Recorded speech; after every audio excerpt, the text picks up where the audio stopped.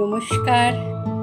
ঠাকুরকে প্রণাম জানিয়ে আজকে আমরা ঠাকুরের কথাই আলোচনা করছি।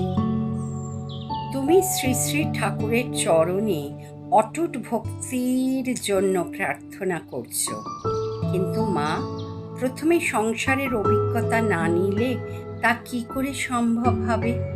শ্রী শ্রী ঠাকুরের নাম অর্থাৎ নিজের ইষ্ট মন্ত্র প্রতিদিন করবে। তাছাড়া যখনই সময় পাবে সর্বক্ষণ ইষ্টমন্ত্র জপ করবে।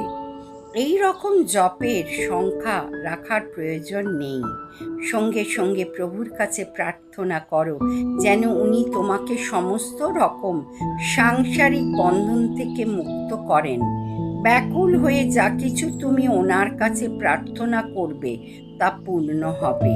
নিশ্চিন্ত থেকো।